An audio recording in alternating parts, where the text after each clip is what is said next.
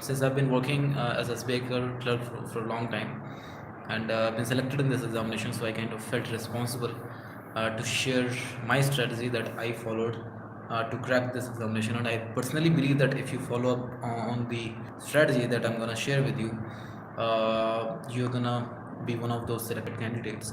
Even though the number was raised before 3 months before, but it is still good enough to put up a good fight. So the strategy that I followed is for prelims, it was out and out practice, nothing else. Maths, reasoning, English, and you just have to like increase your speed, and you are done for the prelims. The difficulty that comes that which is in mains, because mains is kind of like it's a different league. There is no, I think someone has joined. Um, there is no connection between prelims and mains, because prelims is like a piece of cake. It is just practice, and no matter how high the cutoff is, if you're practiced well enough, you can get through the prelims. But like in mains, you have to be very specific with your preparation. Otherwise, if your strategy is not good enough for the mains, you'll probably you won't be able to get through the mains, right? So for prelims, I would just advise you to go through the mock tests, as many mock tests as you can give. Just give as many mock tests for that. And for mains, you have to figure out which area is your stronger area, and which area you suck at. So like in my case, I like my stronger areas were English and maths, right? I knew even if the paper gets tough, I can still score reasonably good marks in maths and in English, right? GK, I knew that no matter how much I try, even though I had this belief like before the mains, I knew that my GK was weak, and I'm gonna probably it will become an obstruction in my selection. So I like for GK preparation, I used to do daily current affairs, and that I started 6 months before, prior to the examination only, because when I was preparing, it was in I believe it was in 2019. So at that time, this COVID situation was not there, and everything was normal. So there were exams after exams. Like there was IDBI PO, and then IDBI executive. So there were so many exams lined up. So I was in the zone of preparation, and I believe people who are watching it are also in are also in that space where preparing for the examinations, even though the situation is quite bad right now.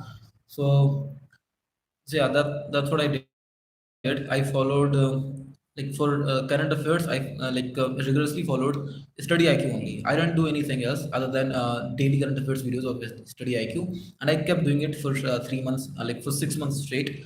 Uh, I don't believe that I did it for 6 months, but like 4 months prior to the examination, I was pretty sure that uh, like if a question arises within the 4 months of the current affairs, then I can easily solve that question as far as GA is concerned. So that's what I did for general awareness, even though I did score very well in GA. And reasoning in my what to say in my slot, the reasoning was a bit tough, so I couldn't attempt more than 10 questions. Still, I managed to get my marks close enough to come into the first wait list of SBI clerk, and I got through that. So prelims, just go through as many mock tests as you can, and for mains, just figure out which is your strong area, make that stronger, and obviously work on the weak areas. And for mains, like you have to be heavily dependent on GA. If your GA is not well, just forget about it. And please, people who must be thinking whether they should fill up the form from their own state, or they should they should go into another state, depending on the vacancies.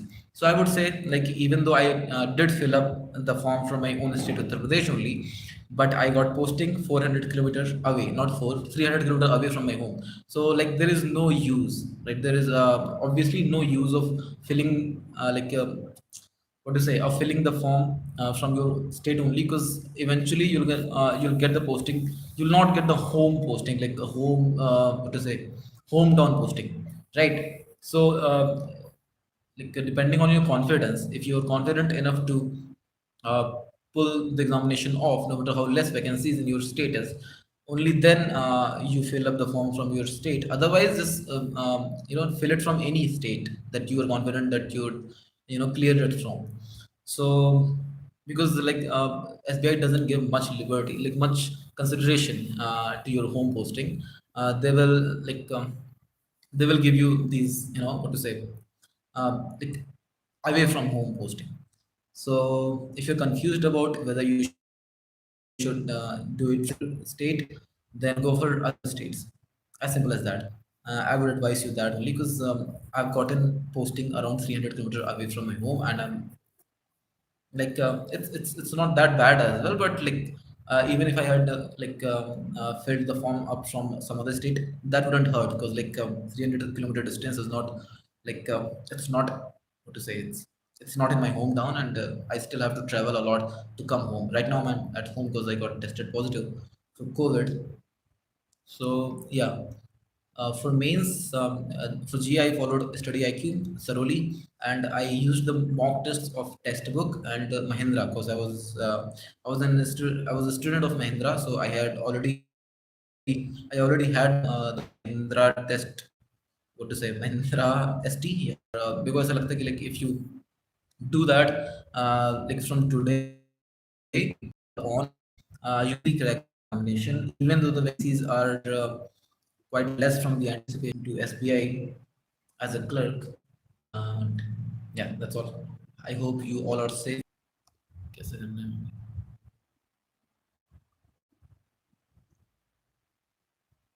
No, I forgot how to end the live session.